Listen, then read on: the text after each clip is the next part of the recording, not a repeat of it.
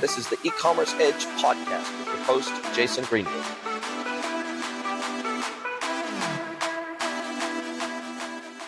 Mr. Sawyer Frank, my very, very good friend, started out, met you through industry, met you through the amazing B2B commerce space. But, I'd like to, at least from my perspective, we've become really good friends, colleagues, work in the same spaces, know lots of the same people, oftentimes selling to lots of the same types of clients, our services, our products in your case, et cetera, et cetera. So, man, super happy to have you along with me today for this podcast. I'm happy to be here, Jason. I feel like this has been a long time coming. It has been a long time coming. And, for those that don't know you, and, if you have anything to do with the B2B e-commerce space and you don't know Sawyer Frank, then what even are you doing? But, the reality is that you're kind of a household name in the B2B world, and for good reason. You've worked at, this is your third sort of platform vendor that's targeted at the B2B space that you've worked at now. But,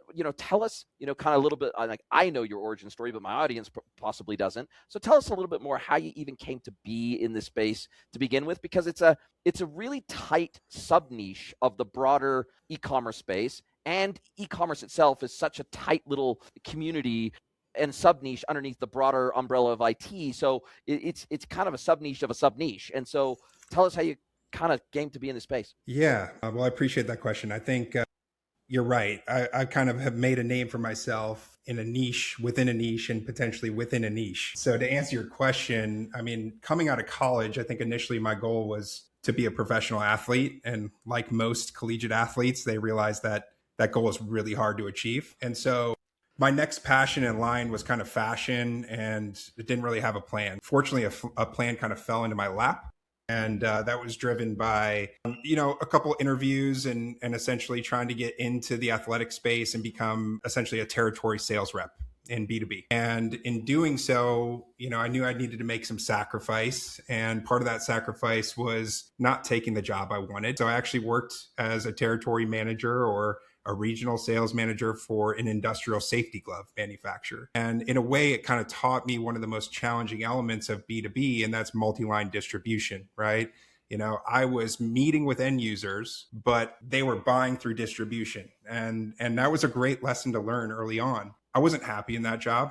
I was a road warrior. I lived like a rep, and a lot of the things that B2B is designed to displace in some ways. I mean, spending hundreds of nights in a hotel room, emailing back and forth between an end user, a customer, and a distributor, and my customer service team. Long-winded way to saying that I wanted to make a change and, get back to those original passions, which was fashion. And ironically, I was dating a girl at the time that was a designer at Spider Ski Wear, which was Elastic Suite's first customer. So had an immediate into, a startup in the B2B space, and getting to the point around a niche within a niche. This is really a solution that's designed for a very defined ICP. And that's the wholesale portion of B2B, right? Apparel, footwear, accessories brand. So, I helped grow that business and eventually led it to a sale to a publicly traded company, and stayed on board for a couple of years after and was ready for another challenge. And that next challenge was OroCommerce.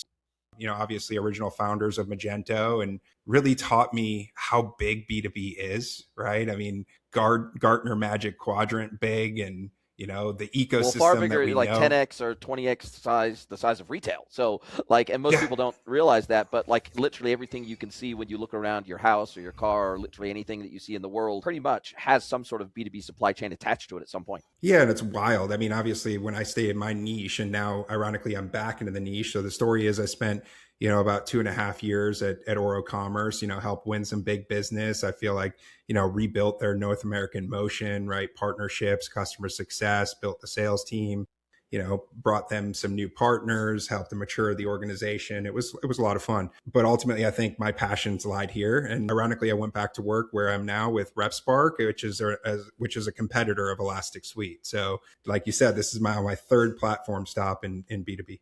What I love about this is that, most of us that are in e-commerce, we we kind of almost fell into it. I don't know that many people who went to university, for example, and studied e-commerce. Maybe they got a commerce degree, maybe they got a business degree, maybe they got an MBA, something like that. But very few people, I don't actually know even that many universities that have like a dedicated e-commerce degree. I just don't think it's that common. And almost everybody who I've seen have staying power in our industry, they fell into it. And you know, I'm that way, you're that way. Kind of all my close friends who are in e-commerce, they didn't have some grand plan of getting into e-commerce. They stumbled into it. And I know for me, you know, I'm so old now that the reality is that e-commerce was, I got in on the ground floor of its absolute nascency 26 years ago. It was not mainstream yet. E-commerce hadn't gone mainstream, and we were still using dial-up, right, for internet. So the reality is that we've seen a lot of changes throughout the years in our industry, and I'd love to get your take. You know, I've got some thoughts, but I'd rather get your take on kind of the evolution that you've seen, the crucible moments that the B2B industry full stop has gone through. You know, I've witnessed some of the things like the silver tsunami that's coming through, and there's some estimates out of the U.S.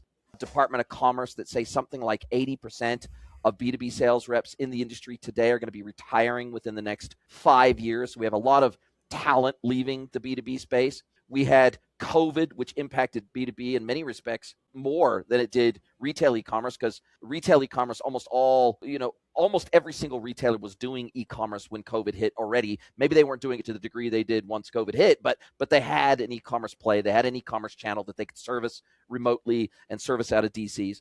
B2B didn't. B2B was still pre-COVID. There was still a lot of in-person belly-to-belly selling, and there's been quite a few things that have hit our industry, not even bringing up the topic of AI, but there's been so much that has hit our industry that has forced change on B2B, whether they wanted it or not. They have had a gun to their head from a change perspective for at least since the beginning of COVID, and actually in many respects before that. So maybe talk us through some of the evolutions you've seen since you started in the industry. Yeah, I mean, I think the easy answer is COVID, right? I mean, for me, specifically being in this niche within a niche, which is apparel, footwear, accessory brands, hard to call them manufacturers, Yes. brands. You know, I mean, they didn't have a choice. Like you said, it was a gun to their head, so to speak. I mean, when you can't physically show your line, you have to find a way to do it digitally.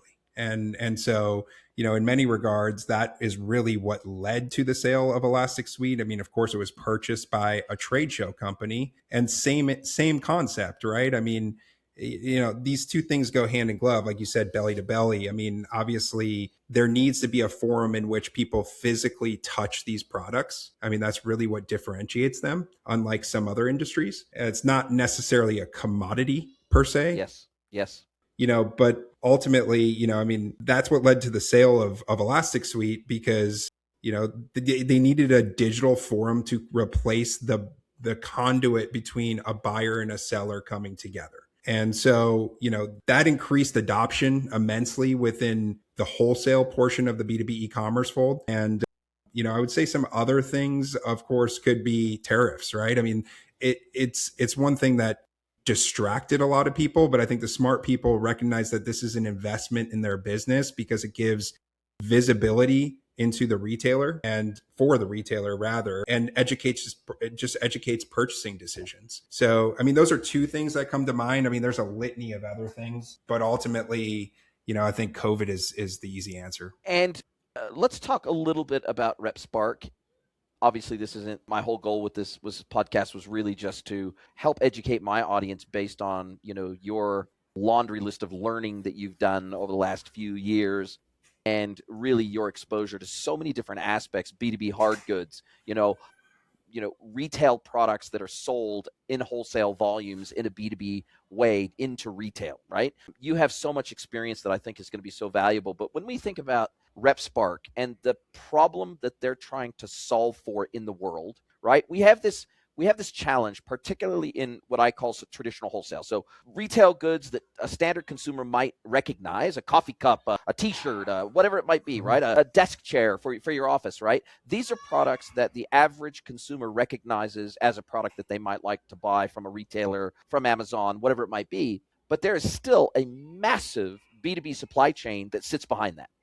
And so as a result of that, there are some serious challenges when you talk about manufacturing brands, the Nikes of the world, for example. Yes, they're a brand, and yes, they have a direct-to-consumer channel play, but they still derive the vast majority of their revenue through retail partners. So they sell wholesale volumes to Foot Locker, for example, and then Foot Locker adds their markup to it, and then they sell it to the consumer. But there is this gigantic supply chain, B2B supply chain, that sits behind getting a good from the point where it exits a factory in a box ready to get into the consumer's hands, and going through that B2B supply chain to where it can actually even get into a storefront that the consumer has access to. And as I understand it, that is exactly the role. That is the pipeline that RepSpark is designed to help those brands and those retailers to create that conduit to connect them together to make that process of procurement between retailer and brand a lot more smooth and a lot easier and a lot less costly. You're not wrong about that. In fact, you're spot on. And of course, there's many other 3-letter acronyms in there. Yes. If we're talking about, WMS, OMS, even CRM or PIM, right? I mean, yep. These B2B systems are only as good as the data they receive, right? And in some regards, only as good as the data that they push downstream for all of this fulfillment to happen. RepSpark is by and far the largest adopted B2B wholesale e-commerce platform within the golf industry. We just announced a strategic alignment with the PGA of America. Wow. And so with every industry, again, B2B is so large, and, and sitting in my world, like this is a large industry. It's in fact an ant compared to the jungle that B2B is. But, I think there's nuance within this industry as well, right? I mean, first and foremost, like if you're the Golf Galaxy of the world, if you're the PGA Superstore or the Shields or a big box retailer, I mean, you're going to use EDI to enter your orders. Mm-hmm. One thing, and I'll give a shout out to the co-founder of OroCommerce as well as Magento, Yoav Kutner. Yep. One of the things that he said to me that really, I think, stuck is that in B2B, the bigger B wins. Yes. And that's the case for EDI, right? I mean, all of these small brands, they have to conform to these retailers because they're bigger, right? And so where RepSpark really plays the role is in those smaller specialty retailers. So, there are over 15,000 independent green grass retailers or pro shops, facilities, whatever we want to call them, in North America alone. And so with this, all of them need to procure goods for their members or their guests or the players that are coming to their facilities and, need a glove or need extra balls or want to, purchase a new outfit, right? That's where RepSpark really plays the role. And then one thing that I think OroCommerce also taught me that's certainly a nuance within RepSpark and the golf industry is B2B2C. Yes. A very unique use case to the golf industry that is very important to digitize is the notion of golf tournaments, member guest tournaments, member tournaments, charity events, right? These are B2B2C use cases where RepSpark is essentially equipping those consumers, those players, to purchase products, not even purchase products, to get products by virtue of playing in a golf tournament. Yes. And it's a great liquidation tactic for these brands, great sales tactic. I think we ran some reports recently that said, the average golf tournament produces about $14,000 through RepSpark and just pure merchandise. And yeah, I mean, this is oftentimes like 100 players that are playing a tournament. Wow, that's crazy. So you guys, are you trying to effectively replace the EDI layer that would typically, like, obviously if I got a small pro shop and I only own one location, right? I'm a little retail store operator. I operate my pro shop. Maybe I give some lessons. And then I bring those customers back into my pro shop because they want another set of golf clubs. They need the gear, they need the shoes, they need everything, right? So I bring them back into my pro shop and I sell them, I don't know, $1,500 worth of gear to get them kitted out, and then they're going to make ongoing purchases throughout the year after that, right? To keep them topped up on everything they need. And they're obviously, if we're Dick's Sporting Goods or we're Bass Pro Shops, they get to dictate to the supplier how they will buy, Correct. right? And so they're saying, hey, if I want to procure via EDI, you're going to supply me via EDI. If I'm going to procure via punch out connection to your commerce system, you're going to supply me via punch out. If I'm going to send you an order via email and a PO that's a PDF, you're going to take my orders that way because I'm one of your biggest customers in the world, right? But when we're talking a small pro shop, for example, or a small chain that only has 5 stores in the chain, they don't get to dictate to the suppliers. The suppliers dictate to them. Like you said, the big B wins. The supplier will dictate, or that brand will oftentimes have appointed a master distributor or a local regional distributor that services a catchment. So they might the manufacturer might send a bunch of goods to a local distributor who then supplies retail, right? And supplies the pro Correct. shops and ships them out. Even if the commercial relationship is between the pro shop and the manufacturer or the brand, there is usually a distributor sitting in the middle that's got a warehouse full of stuff that they can send out because the pro shop can only hold so much gear at any given point in time because they're a small retail location. So what along that supply chain between manufacturer or brand, distributor, pro shop, for example, or coach, or golf club, or dedicated golf retail chain, right? There's a number of golf retail chains now that are dedicated to golf. How do you guys help every player in that supply chain to close the loop? Oh man, that's a great question. I mean, I think the easy way to put that is just visibility, right? I mean, self-service access enablement. So if we're talking about the people that are physically selling these products, give them the digital tools to curate the product selection, put the right products essentially in front of the right buyers at the right time.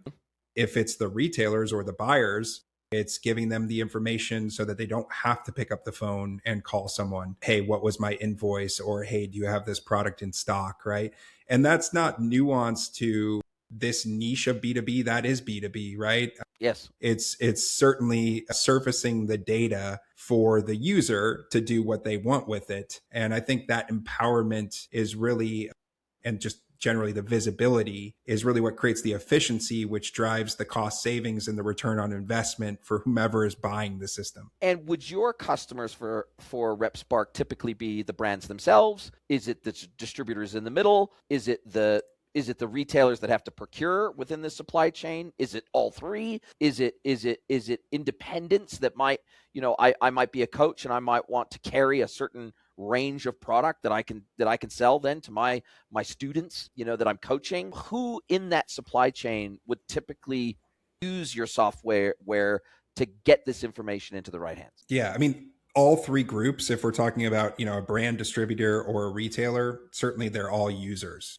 Right. The paying users are more so from the RepSpark perspective, the brands. And so those are, the Acushnet or the Titleist of the worlds, which are, some of the Peter Millar, for example, some of the largest golf manufacturers or brands in the world. There are use cases on the hard goods side where I think they're using more distributors. Think golf supplies, right? That's where Yes. It gets a little bit more nuanced, right? You go to a golf range and you need the buckets and you need, the stands and the tables and the chairs and all that stuff.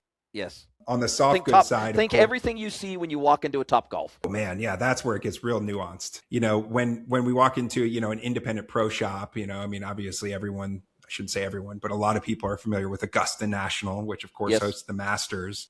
Of course they have a merchandiser, right? Who's bringing that merchandise. And, I think again, what's unique about golf is that there are events, there's the PGA Tour, of Yes. course. So, within that there's merchandise tents. Yes. And, I'd say one of the nuances that we deal with within the golf industry is that it's very white glove, right? I mean, there's members that pay exorbitant amount of money to be a part of these clubs. And the expectation is that they are getting, met with the highest class of, hospitality. And so with that, I think there's also a level of exclusivity. Yes. And so unlike other industries in apparel, it's very common within golf retail for these products to be customized, to be embroidered, to be embellished, right? You go to, and it's something to wear with pride. Hey, I am a member of XYZ club. Yes. So I know I'm getting off on a little bit of a tangent, but there's certainly an element of tens of thousands, if not hundreds of thousands. In fact, it is hundreds of thousands of retailers using our software. There are hundreds of brands using our software. And I think a fundamental difference between this niche of B2B and others is that, it's not multi-tenant SaaS. Obviously, we know folks like, Big C or Shopify can fit into that mold as well. But I think what is the fundamental difference is the standardization that a particular retailer requires, because unlike other industries where this is not a commodity. Think again, just the example we used of Augusta National. A buyer there might be responsible for purchasing 100 different brands. Yes. The last thing that they want to do is have to work through 100 different processes and use 100 different interfaces. So 100 different portals, 100 different URLs to log into even. Exactly. So that's where, folks like us and our competitors have a standardized interface where it makes it, relatively easy for a retailer to jump from instance to instance and, quickly complete a reorder or a large pre-book buy. And do you clearly you're not providing the point of sale software in the pro shop itself, right? Like you don't provide the point of sale, right? So they will still typically have their own point of sale. Would you consider what you are a wholesale marketplace? Is that the network effect that you're tapping into and saying, hey, look, we kind of have all these brands under one technical roof. And basically, if I'm a golf retailer and I plug into the RepSpark system, then in theory, I have access to, if not all, then a significant portion of the brands that I'm likely to want to carry in my pro shop. Yeah, that's correct. And I wouldn't go as far as, again, I think we're a B2B wholesale e-commerce platform. It'll evolve, but if we do want to call ourselves a marketplace, it would certainly be a one-way marketplace. So, right. RepSpark, to your point, we do have a community. We have a single entry point for retailers, much like a digital trade show sponsored by RepSpark, so that a retailer can come in and they can engage. They can see which new brands are joining RepSpark, which brands they don't currently purchase. So they have the opportunity to engage with whomever they want. And again, I think it creates immense efficiencies so they don't have to use a spreadsheet to keep track of all these individual URLs. And so in that sense, I'm trying to sort of connect what you guys do because it sounds pretty novel. Like the way you guys have built the system it sounds really unique amongst platforms out there. And it helps that you have concentrated on a vertical, right? There's sort of the more generic B2B e-commerce platforms out there that kind of be molded and shaped and changed and customized, and they're modular. And so you can kind of pick and choose which pieces you need regardless of the industry that you're in. So, the Oros of the world, I consider them a generic B2B e-commerce platform in the sense that they don't just go after one vertical or two verticals. They kind of, if you're in B2B, we can probably help you if we're Oro, right? Whereas it sounds like with RepSpark, you're really trying, and hey, look, in the future, you may expand verticals. You may add one or two more verticals that you specialize in. But for now, you have this deep specialization in the golf world. And that specialization allows you to do things with your platform to service that industry that would be all but impossible to do if you were trying to be all things to all people, right? Like if you were just trying to be a generic B2B platform that could service any industry under the sun, from plumbing and pumps to industrial belts and everything in between. Like if you're trying to do that, like you have to be pretty generic in your functionality as a result, right?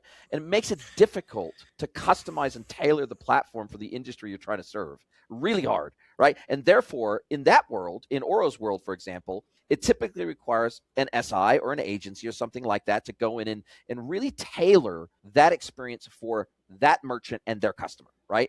Whereas it sounds like in your world, because you've niched down so hard, you know the pain points of every stage in the supply chain of this industry like the back of your hand. And therefore, you can tailor the platform for that, right? Absolutely. Yeah. I mean, and a lot of it is just available out of the box, So I would argue that the time to value is a lot quicker. I mean, the equation that I use, or maybe rather metaphor, is, when I was at Oro, it felt like from a sales or just even, a customer success or partnership perspective, when I looked out, it was staring at a massive forest, right? And it's like, oh my goodness, how am I going to chop down all these trees? Now here, it's like, okay, I've got one tree to chop down. Yeah. And, and there's pros and cons to that too, right? I mean, our functionality, I would say, is a little bit more narrow as a result of that.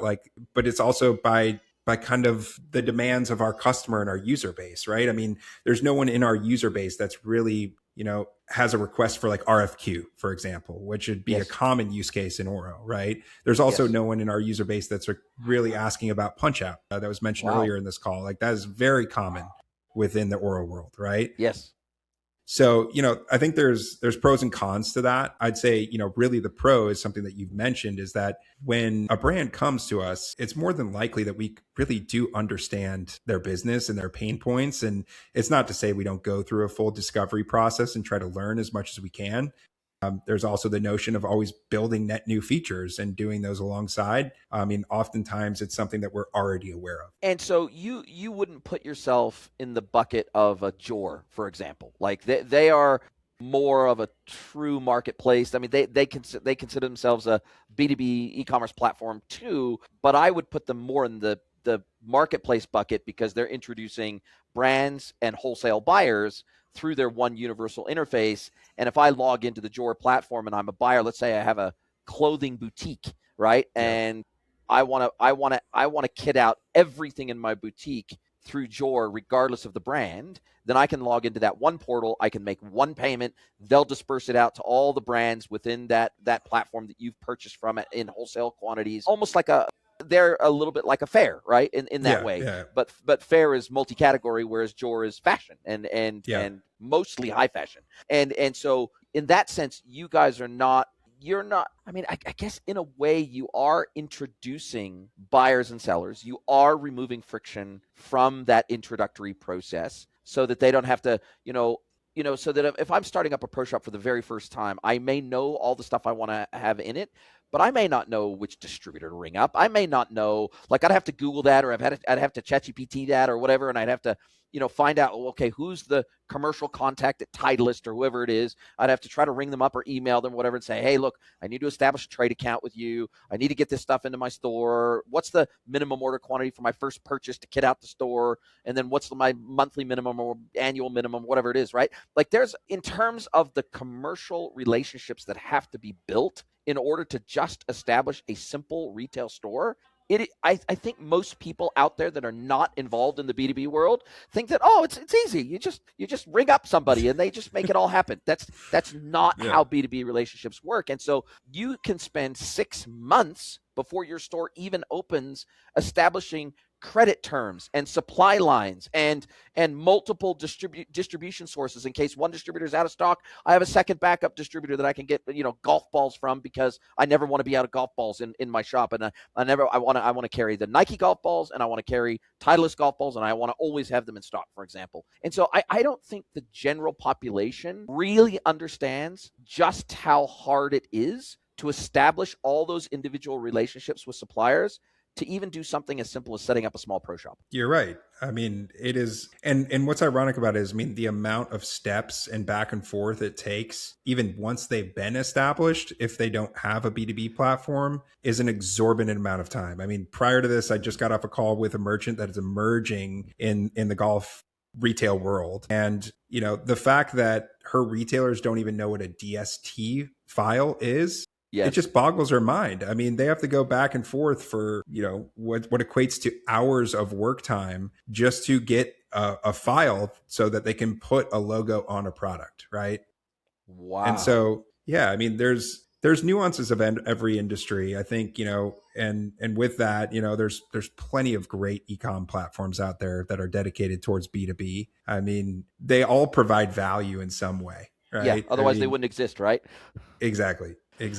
So what like, obviously I don't expect you to give your secret sauce away or to share any, commercially sensitive information, but when you look out over the next 6, 12, 18 months, I know with AI in the mix, it's looking out 18 months is ridiculous. Like, it's just impossible to even think 18 months ahead. But okay, let's think 6 months ahead. Is there anything you don't do yet that your customers are saying, hey, we love your platform, but you don't do this one thing, and if you did this one thing, it would make our lives a lot easier? Or is there anything you look out at the market and you go, well, we don't do this thing yet, but we see a gap here that we think we're uniquely placed to fill, and although we don't do it today, you talk to me again in 6 months and I will be doing that thing?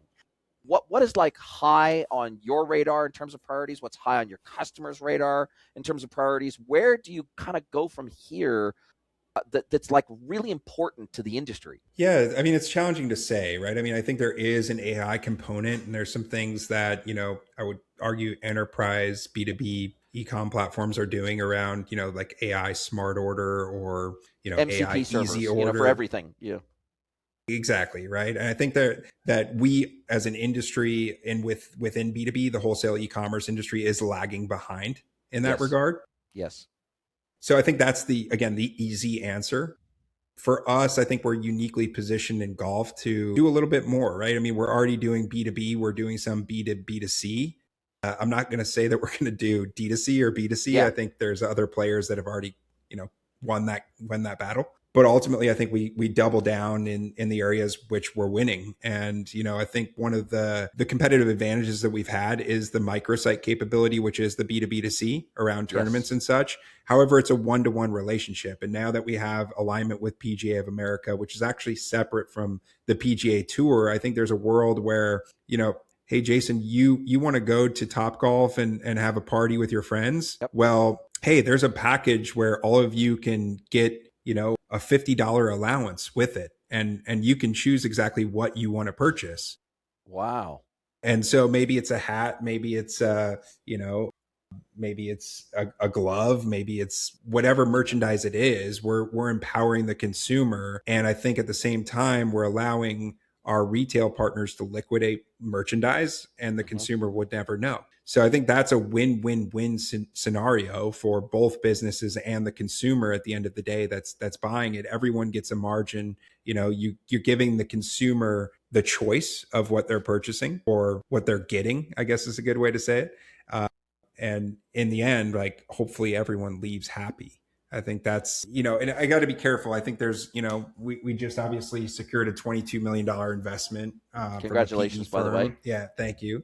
And I think there will be, some M&A to follow to kind of amplify the impact within, the core industry of golf. I think from my vision, right, I've been in this industry for close to 10 years or a little bit over 10 years, competing against the same players. And at some point, it kind of feels like we're just trading cards. Like, Yeah. here's your client, now it's our client, vice versa. I actually do see a world where, more of these brands are using more B2B systems by virtue of their network effects.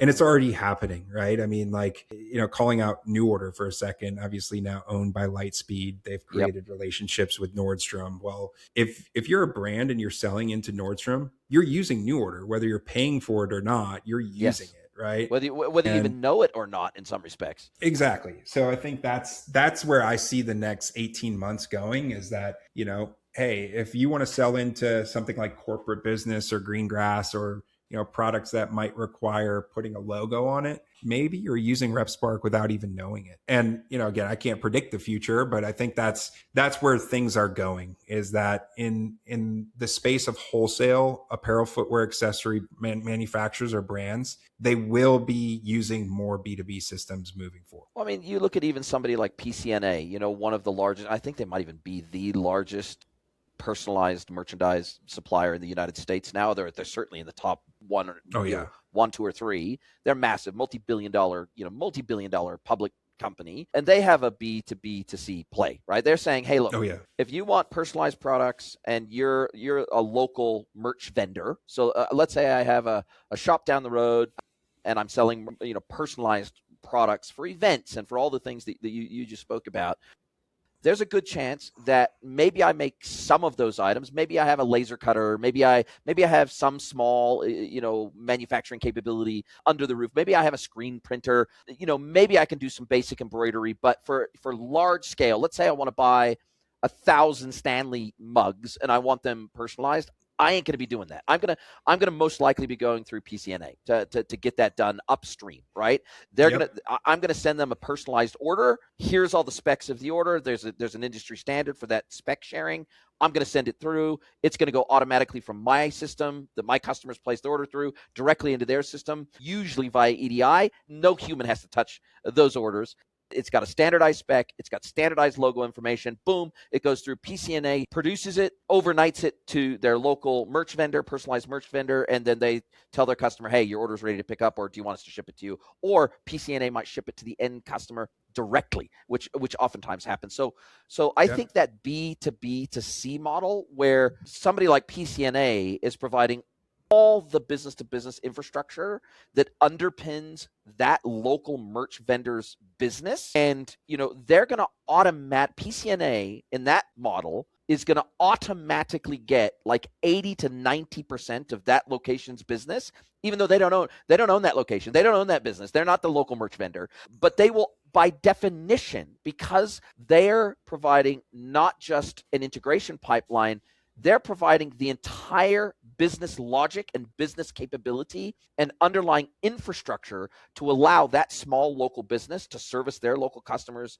at a high level. Like, because they're providing infrastructure. They're not just providing a service. They're providing, I was reading about the other day what company? Oh, it was Granger. So Granger now has category specialists that they're placing inside their biggest customers' businesses to help them manage the whole procurement pipeline at no charge to their customer. They're saying, hey, let us put our specialists inside your business. We will help you run your entire procurement process in your business free of charge. But guess what? By definition, Granger's going to get like 80 to 90% of that business. So there is this level of service that is being provided in the B2B world over and above just having a warehouse that holds a bunch of product that we ship out. That whole value add along the B2B supply chain is turning what were just really goods handlers. Major distributors were really oftentimes in the past, they were relying on monopoly relationships with suppliers who granted them the right in a region to be the sole exclusive distributor of their product in a region. So any inquiry that went straight to that distributor. And so they were getting the benefit of just being the only person you could get that stuff from. Those entire walls are breaking down. So every player along the supply chain is trying to figure out, how can I add the most value possible to where I become embedded infrastructure as opposed to just a SKU supplier?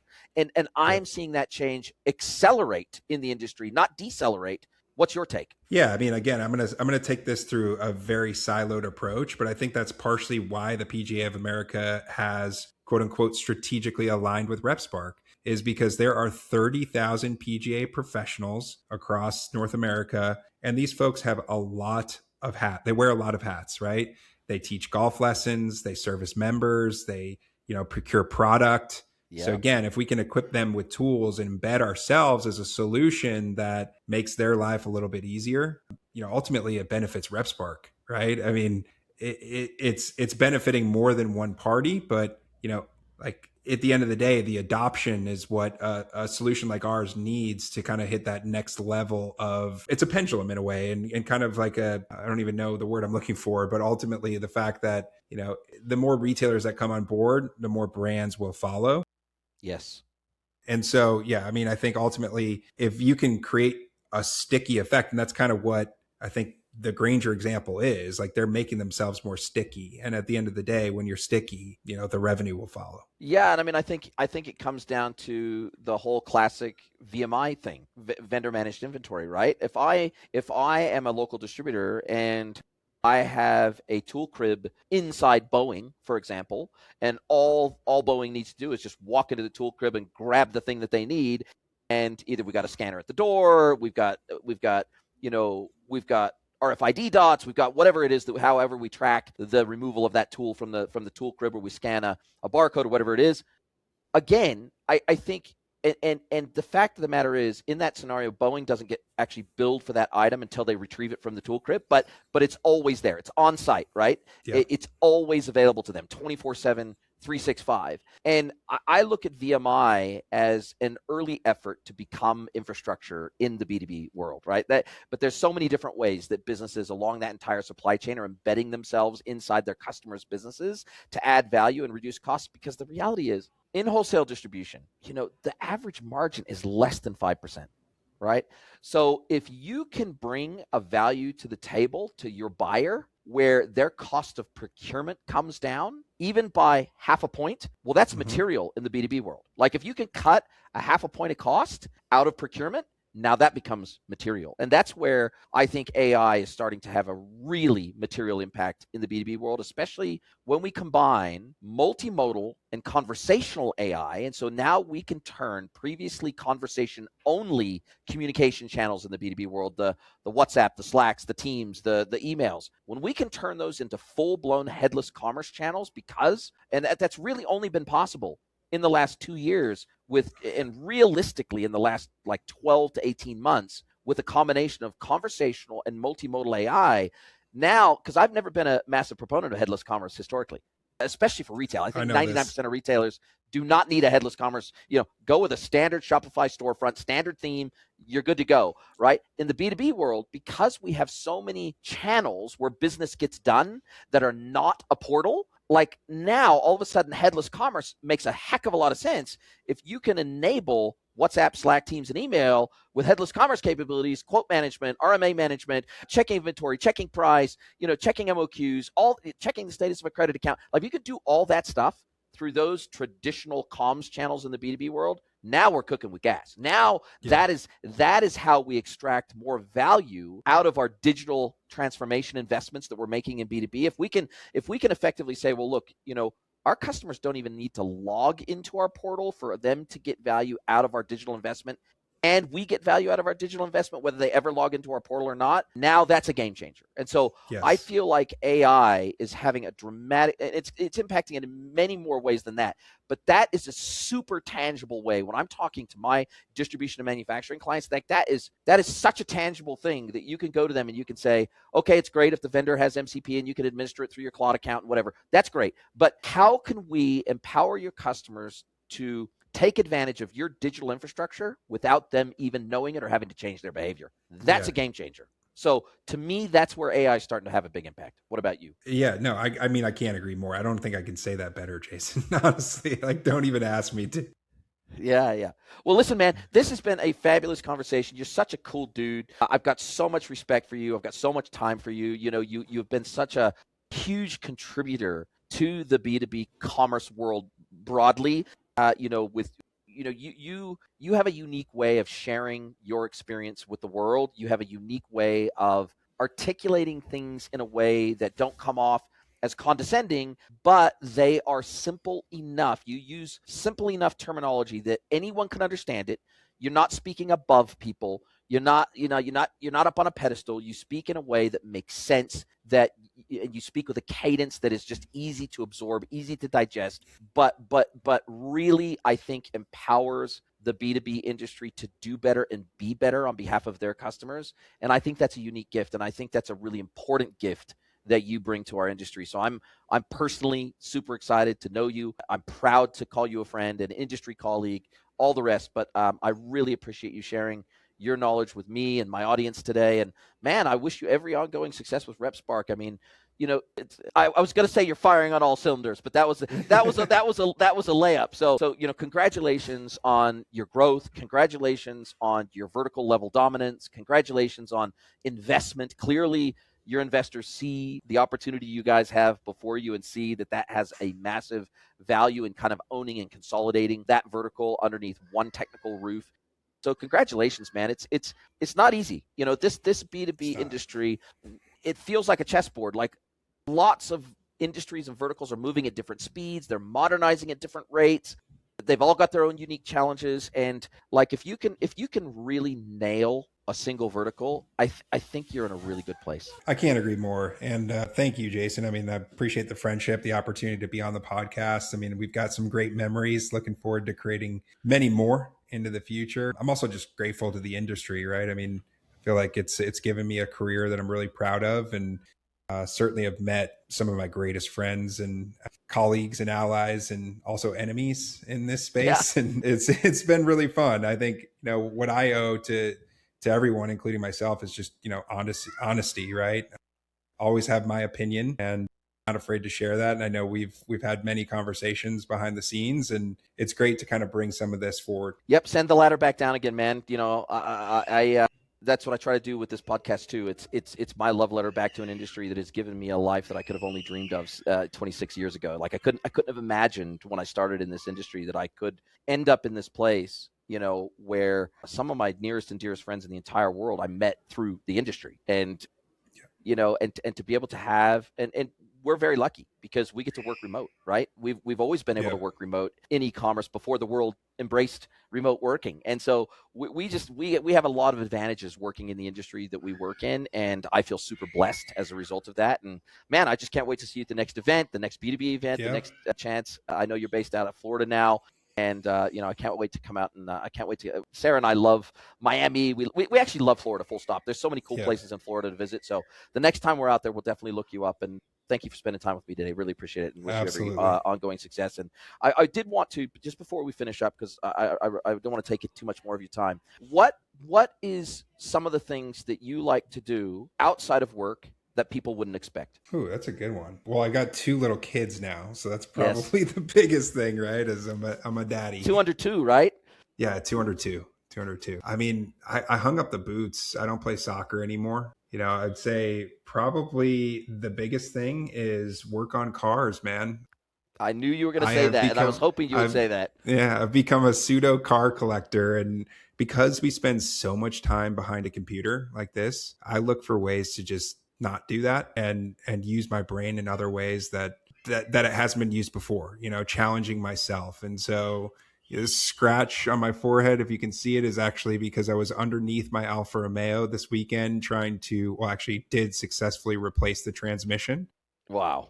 And this is just crazy, like 10 years ago, I would have never thought I would find myself saying stuff like this. But yeah, I think it's really important to challenge yourself in ways you haven't challenged yourself before. So that's currently what I'm doing. I love that. I changed the pump head on my water softener. I've got a whole house water softener because we've got really hard water here in Pueblo City, Mexico. And working with Gemini, I ordered the pump head online. I got all the parts and I did the whole thing myself this weekend. So totally agree. I've always worked with my hands my whole life. I've been into cars and everything my whole life, but I agree with you. I think getting out from in front of the screen, working on something with your hands that's physical, that you can put your hands on and say, ooh, I did that. I fixed that thing, that was broken. And it feels really good to do that and feel that sense of accomplishment. I'll drop a link to your website and your LinkedIn profile in the show notes. Other than that, best way to get a hold of you for anybody who's listening. Yeah, LinkedIn is great. I love LinkedIn. I don't know if I'm going to publicly drop my cell phone number, but if you find me through LinkedIn, I might. So Otherwise, it's just Sawyer at RepSpark.com. That's easy to remember. Listen, as we do come down to the end of our time together, this is where I do get to flip the script. I get to hand the microphone over to you. I get to let you ask me one question, any question you like. It can be personal or professional. So, Mr. Sawyer Frank from RepSpark, what is your question for me today? And I think the easiest one is what's one of our memories together that you would like to forget? Jeez, you know exactly which one this is. Well, we were at a karaoke bar when you were still at Oro, and I got locked in the security room because I thought it was the door to the toilet, and I got locked in there, and it locked from the outside, and I couldn't get out. And I think at some stage you must have looked around and gone, where did Jason go? I thought he just went to the bathroom. And I was in there. I was stuck in there for like 30 minutes. And when the security guy came back into that office, and I was sitting in there like in a chair in their security office. He was not very happy with me. And at that stage, I got kicked out. I got kicked out of the bar, and luckily you were there to stuff me in a cab and make sure I got back to my hotel safely. So embarrassing moment, but these things happen, and they're always fun to, when I'm 80 and I'm not doing karaoke anymore, I'm going to look back on this with fondness. Yeah, exactly. Such a great memory. I teed up. I knew that was going to be that. That's a core memory. Yes. And those are the type of memories that you'll get if you go to B2B events. So that's a good commercial. Well, it's like going to an accountant's conference, right? Like you don't think accountants know how to have fun, but in the odd occasion when they let their hair down, from what I hear, it can get a little crazy. So don't underestimate us B2B guys. Don't underestimate us. Absolutely. Listen, brother, super awesome conversation. Thank you so much for your time. Can't wait to speak to you again soon, and wish you every success with what you're doing over there at RepSpark. Cheers. Awesome. Thank you, Jason. Are you a B2B or D2C e-commerce merchant? Then head over to greenwoodconsulting.net to learn how we can help you scale your business.